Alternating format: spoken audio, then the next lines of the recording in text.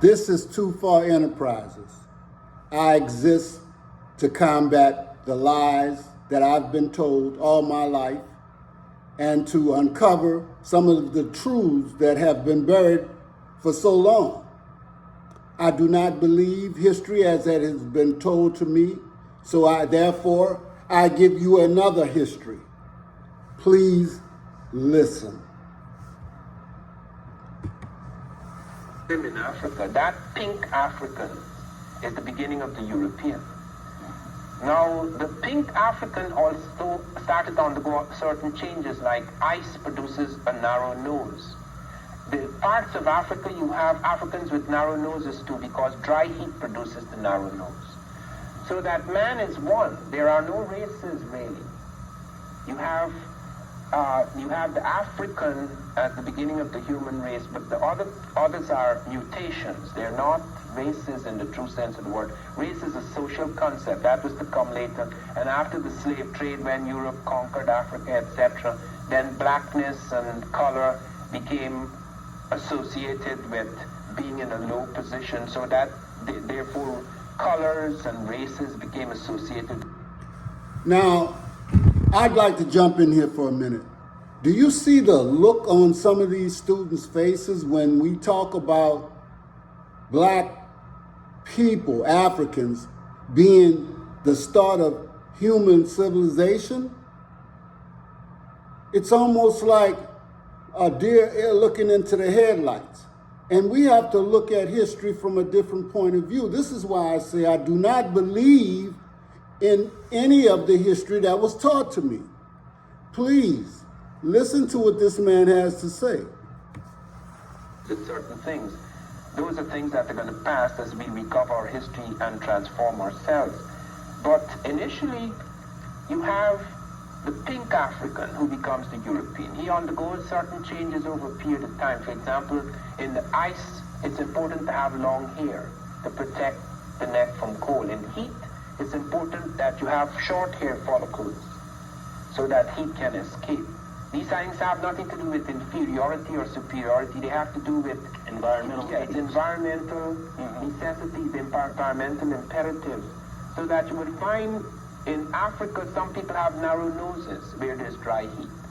Some people have thinner lips, some people have fuller lips, some people have close cropped hair, some people have wavy hair, etc. This has nothing to do with inferiority or superiority. It doesn't even have anything to do with beauty.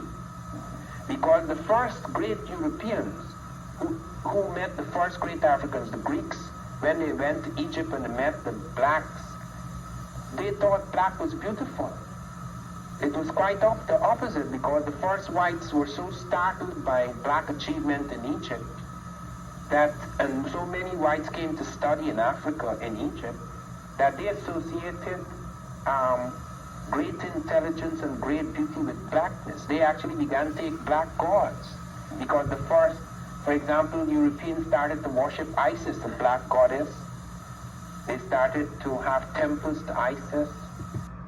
I would like to introduce you to Ivan, Professor Dr. Ivan Van Sertima. He's passed on, he's an ancestor now. But in case you want to do your due diligence and research for yourself, you may do so. Eventually, later on, Horus, who is the son of Isis and the son of Osiris, the male and female aspects of God, Europe initially worshipped the black Christ. So that this kind of racism that later occurred after the slave trade, this assumption about blackness associated with inferiority, that's a later thing in history. And you see, we are overwhelmed at the moment by that period, so that we have forgotten what really happened in the history of the world. So the first human beings on Earth, when do they appear? They appear, we have found a man just last year. We found an African taking a walk with his child 4 million years ago. Okay, now we found this complete skull. We found the whole skull. There's absolutely no question. He's not as developed as we are today. Okay, that would be hominid. Yes, he is the first hominid. But modern man with our brain, occurs about 140 to 150,000 years ago in Africa. We have been able to trace it. We have traced it through the blood that the mother of mankind, and this is not Lucy because we found a creature we call Lucy 3.5 million years ago, an African too. But the first mother of mankind, a black woman, is about 140,000 years old. We've been able to trace it through the genetic structure. We've been able to establish clearly that the first human, true modern human without brain, case, etc., is an African woman about 140,000 years old. She has all the genetics, all the genes rather, of the human race. Then you have the African fanning out. The African goes up into Europe. The transformation occurs about pink skin, and then the ice would produce the long hair, retention of long hair or the long hair follicles, etc. Some people in the ice remain black. For example, the Eskimos, when the Eskimos remain black because they had another way of dealing with the problem. Instead of having pink skin where melanin is not active, enabling the sun rays to come through, the tangential sun to come through and vitalize the body, the Eskimos had fish oils. They had seals and things like that, so it wasn't necessary for skin change. Now, I won't go any further with this, but I think you get the gist of the conversation. It's established that black people, Africans, were the first humans in civilization. By this scientific research produced by this particular group of scientists and professionals.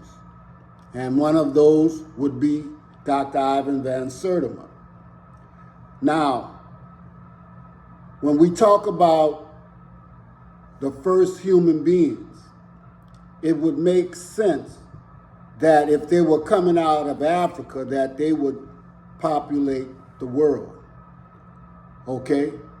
They would go and be some of the first people in any of those countries.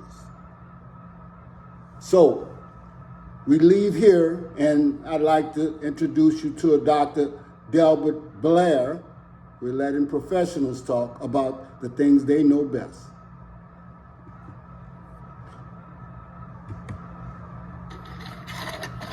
I did promise that I wanted to go over a few things about black history, but this is present history.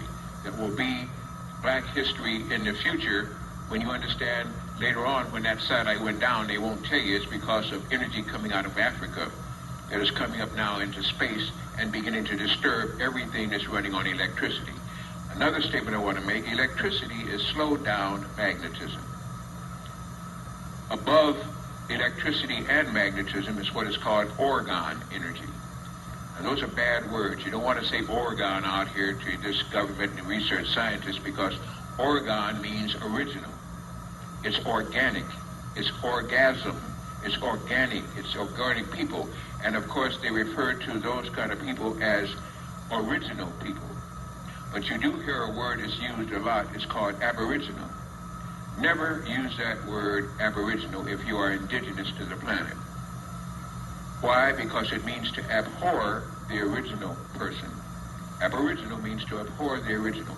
To abhor means to hate, to envy, to covet, to dislike. Consequently, the word aboriginal means that you have a dislike for the original person. And the original person, of course, is a person with melanin. It's been proven so many times now that if necessary, I won't spend the time with an audience like you to go into that, but nevertheless. Let me first of all say that when you see Obama, you're seeing Alexander Hamilton. Raise your hand if you remember anything at all about Alexander Hamilton. Let me just see your audience here if we can. Anything about Alexander? Just a few of you, not many. I'm going to have to stop right here because I only have 10 minutes. But he's talking about Obama's relationship with Alexander Hamilton. It appears that Obama has a long history with those who were black but passed off as white. And so we'll just leave that alone.